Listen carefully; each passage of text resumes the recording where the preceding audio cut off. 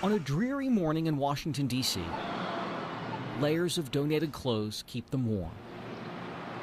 All they have resides at their feet or in their arms. Finding shelter and food defines their day.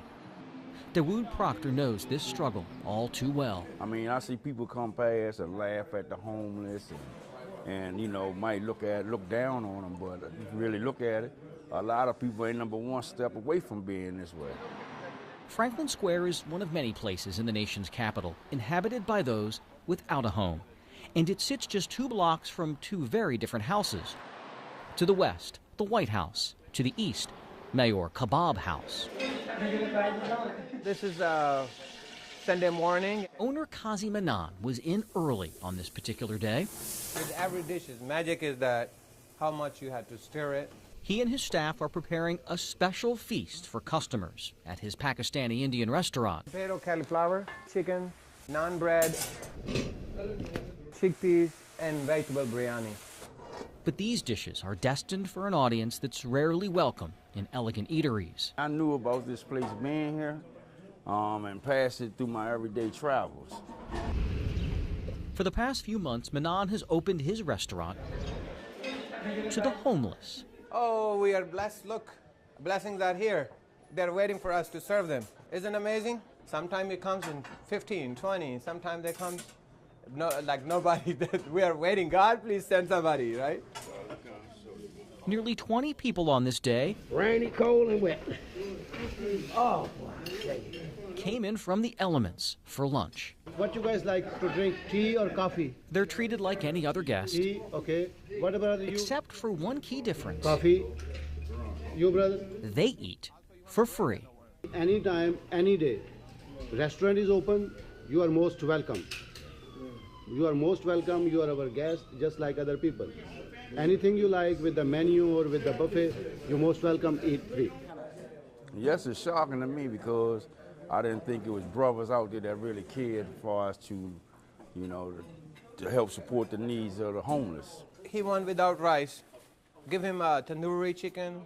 Give him a potato cauliflower, and give him. You want bread? So we appreciate this guy right here bringing us down to eat, because sometimes on Sundays it's slow.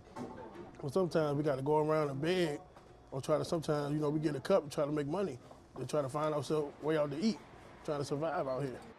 You guys are the most important guests for me. Manan's boundless optimism and love of food was not cultivated at a high-profile culinary institute. A lot of ginger and garlic paste. His desire to provide stems from a painful uncertainty that defined his childhood.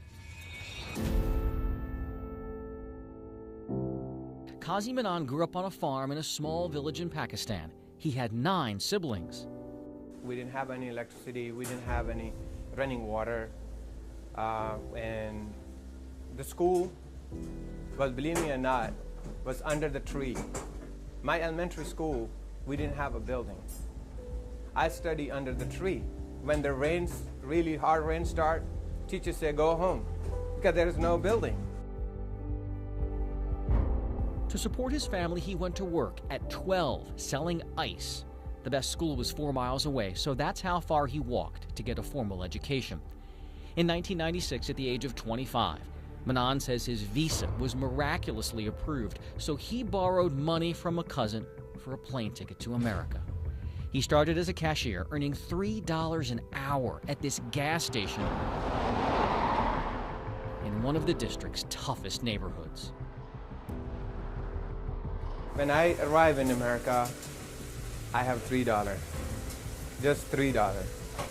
And I started my life basically with nothing. Hard work would alter the arc of his life. He says he worked double shifts, then multiple jobs. He saved up enough money to buy 1 limousine. The idea that a kid who came from nothing could one day drive the rich and powerful around in luxury inspired him even more. 1 limo turned into a fleet of vehicles. His business flourished enough that some 20 years later, he opened his own restaurant. That's called American dream. You know this is the only country where you say American dream, not in any other country. Wow. So yeah, he kind of understands. That's a good thing. Now that makes sense now? Yeah, it makes sense now. That make a lot of sense. He was blessed to obtain things through his struggle, and it's like he didn't ever give up. But to fully understand this man, you should know one more thing. I love to prepare this food for a homeless shelter. Every Sunday, he makes extra food and delivers it himself to those in need in another part of the city. Come and try. Manan connected a few months ago on social media with volunteers who now spend their Sundays dishing out hot meals to the homeless. And they make you feel that you are valued. For shelter regular Ron Verker, having hope on the Lord's Day means everything to him. It's huge. It's huge to know that I'm just this nothing, I'm nobody, but God thinks I'm somebody.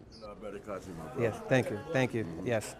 Kazi Manan says a skeptic recently told him that if he gives his food away, he'll surely go out of business in no time. Manan believes the more he gives away, the more God will bless him.